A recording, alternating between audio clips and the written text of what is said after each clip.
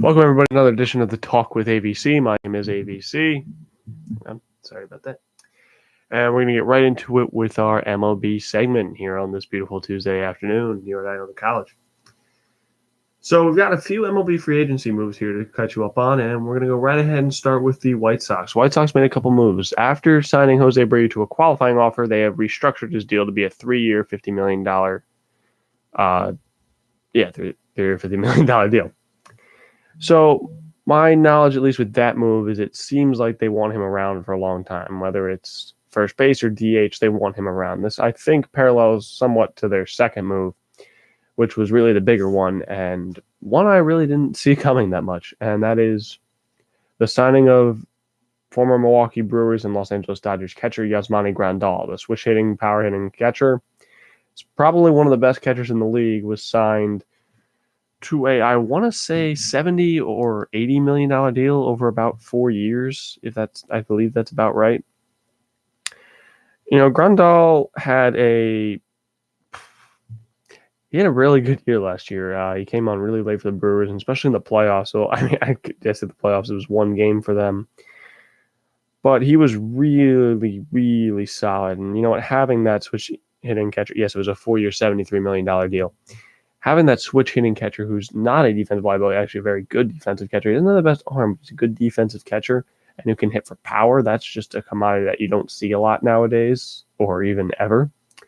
He's great to have. Now, it is a little strange with the White Sox just because they had a breakout star at catcher last year with James McCann, who hit about 280, made the All-Star team, had some RBIs and played solid defense. It just seemed odd to me, but then I kind of realized, Grandal's getting up there, maybe the back end of his contract, they want to try to move him to first base because he plays first base quite a bit. He can play first base well. Maybe they want to move him to first base. Maybe they want to have Abreu play DH. So I would keep an eye out on the White Sox for other moves coming up this winter. I would definitely look at them as contenders for Madison Bumgarner and Zach Wheeler, adding a veteran pitcher to that rotation, maybe even like a guy like Porcello. I think what we're seeing here with the White Sox is the White Sox seem like they're tired of waiting. It seems like some of their young guys have come along, and they think to take the next step, they need to add some veteran talent and try to make a run. So, you add guys like Grandal, Abreu. I'm guessing a pitcher is going to come to another 3 or 4 year deal. Give them a couple more years. Tim Anderson's just coming off a batting title. Moncada has showed improvement. Eloy Jimenez debuted this year. You got some solid pieces here. If you can surround them with some veteran placeholders, you can kind of almost have a similar team to how the Yankees had a couple years ago. I'm not really comparing the White Sox to the Yankees, but if you know what I mean, some solid veterans surrounded by a young core. I think that would definitely help. And, with the Indians probably about to blow it up and the Twins being inconsistent and the Royals being the Royals, this might be the White Sox best chance to try to establish some dominance in the division, and it looks like a smart move for them going forward. So that's kind of the big free agency moves as of right now. Let's take a look at some rumors and some other stuff that has happened so far. I don't know if I covered this last week. I don't think I did, but we're going to take a look at it anyway. Was the Yankees dumping Ellsbury and Bird? It was bound to happen at some point.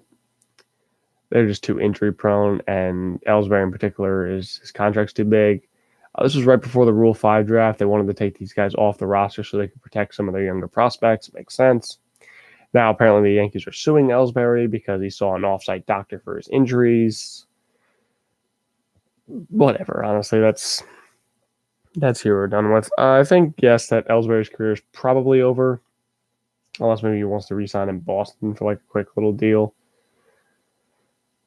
I mean, and Greg Bird, I could see Greg Bird getting another opportunity from a rebuilding team who's looking for some pop in the lineup, specifically a left-hander. He's a guy I could definitely see going to a team like the Giants, team that's desperate for talent of any type. Definitely see a guy like him fitting in there. So I don't think his career is over. I think Ellsbury's probably is. I don't think Bird's is. I think Bird's has a chance on another team.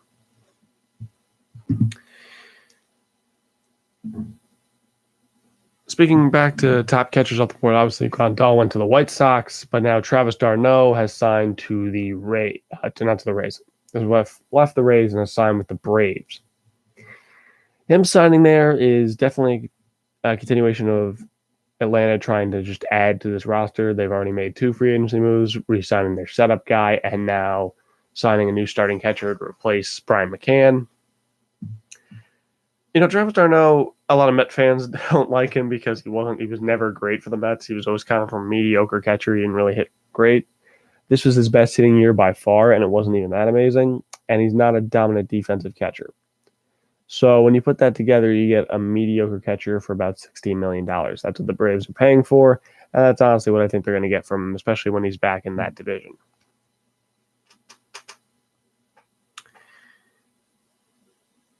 So last week we went over the MLB free agent list analysis. I'm going to get to some predictions here in a second, but one thing I want to touch on quickly is, because Ellsbury was dumped, are the Yankees afraid of another long-term huge contract? They've kind of shied away from the big-time contracts in the last few years, and I wouldn't be too surprised to see them do it again. I'm more so referring as of right now to the Garrett Cole of the world. Are they really willing to go like a 6 to 8 year, $250 million deal, even maybe 318 for a guy like Garrett Cole? Maybe he'd be good, and then the back end he'd be a bust. I mean, I don't blame the Yankees for not wanting to spend that type of money in over that period of time. But Garrett Cole is not Jacoby Ellsbury. People have to understand Jacoby Ellsbury, the Yankees signed him when he was at least over 30. He might have been like 31 when the Yankees signed him. So it was a ridiculous contract to begin with. You signed him basically into his 40s. It was just a strange contract. That was a freak occurrence. I don't think that's really a sign if you're the Yankees. I think that's just, again, more of just a freak thing. Just kind of happened as terms of a contract. But that's going to lead now into the prediction thing, which I'm going to get to here in just a second. But the Yankees have definitely been a little bit more conservative with their money as of recently, and they are going to have guys that are going to have to sign soon. So maybe it's not the worst thing in the world not to spend a ton of money. But here we go. Predictions and rumors for the top free agents. So Garrett Cole, the rumor right now, and I'm pretty much going to say this is my prediction, is he's not coming to the Yankees. He's going to the Los Angeles Angels. That's just where I see him going. He wants to go home to the West Coast, even though he denied this. He does, and the Angels will pay him the money. They got Joe Madden there. They didn't sign Joe Madden to just sit back and rebuild again. They want to win, and beefing up their pitching is the first way of doing that. Rendon, honestly, I see his best fit being re-signing with the Nats, specifically if they don't get Strasburg back. I see Rendon coming back to the Nats as almost a guarantee. There's a couple other teams, but apparently the Rangers are really high on him. I just don't know if he'd want to go there. That's my thing. I just don't know if he'd really want to go there. Steven Strasburg. I think his best fit is the Padres. I think that's probably his best fit. He could easily go back to the Nationals if they're willing to pay him. They'd probably lose Rendon in that case, or they'd go over the luxury tax, one or the other. And, the Padres established, again, same thing as the White Sox. They got a young core. Now they just need to surround it with some veterans. They got Machado. They got Hosmer. They got Tatis. They got Renfroe. They've got some really solid pieces there. They just need the couple things to get them over the edge. They got one of the best closers in the game in Kirby Yates. And I think an ace pitcher like Strasburg is that thing to put them over the edge and maybe make them start to get some ground in the NL West again, with the Diamondbacks being shaky and the Rockies and Giants down the tubes and the Dodgers about to hit a contract problem. Padres could see it as it's their time to try to step up and fill this division. Then you got Zach Wheeler. Personally, I see him going to either the Yankees or the Astros. I think that's his best thing. And definitely could see the Astros using him to replace Cole, have him, Greinke, and Verlander be a solid rotation. This is, again, I mentioned this in a previous installment of the show. This would be the most Yankee thing in recent memory, at least ever. This would be the most Brian Cashman thing ever, is get us all hyped up for Garrett Cole or Steven Strasburg, and then we get Zach Wheeler. Look, Zach Wheeler's not bad, but he's not an ace, and he's never going to be an ace. He's going to be a middle 2, 3, 4 rotation piece. I'm okay with him, but Yankee fans are expecting more, but I think that's what they're going to have to settle for, either him or the Astros. Josh Donaldson. There's a couple predictions here. He is probably the more likely candidate for the Rangers than Rendon. The Rangers are in desperate want for a third baseman, and they want to fill up their new ballpark because they're getting a new ballpark and they want to sell out seats. They got Joey Gallo, but they need another established star. That's why they kind of want Rendon, but I don't think they'll get him. They definitely could get the Rainmaker. That could definitely make sense. There's a couple other teams that with Donaldson. He could definitely go back to the Braves, seeing how well he hit there. He could go to the Nationals if they lose Rendon. That would make a lot of sense. He could go to the Cardinals. That's been rumored for a long time. He could even go to the Yankees. Apparently, he was interested in going to the Yankees a couple years ago. And, whatever the Yankees decided to do at third base, if they decided to trade Andujar, I don't know what they're planning to do at third base. They could even have him play first base or DH.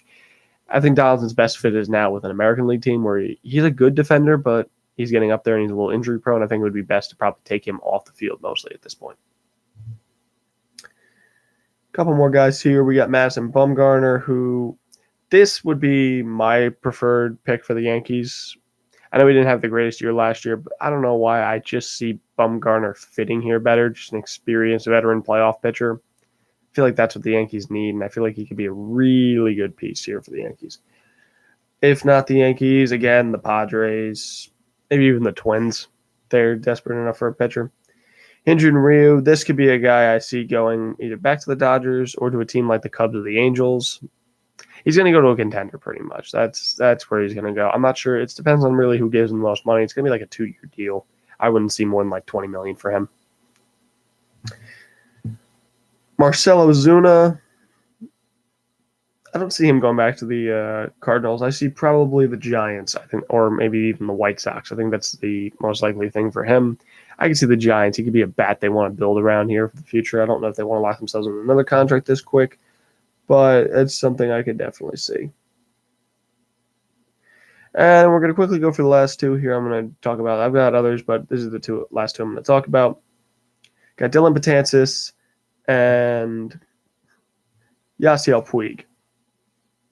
Dylan Betances, I see him re-signing with the Yankees. I just don't see another team giving the money after injury-prone season. He could go to the Mets. He can even go to another team that's desperate for closing help. I wouldn't be shocked. He's the best reliever on the market, but his injury status this year might make a one-year deal with the Yankees more likely. And Yasiel Puig, I could really see the Marlins or like the Blue Jays or the Rays grabbing him. A team that's in desperate need of outfield help and a bit of a power bat. He makes the most sense. All right, that's going to do it for this baseball edition here on the Talk with AVC. We'll be right back with college football. It might be a little quicker than normal, but we're going to get through it. As always, thank you for watching, and I hope to see you in the next segment.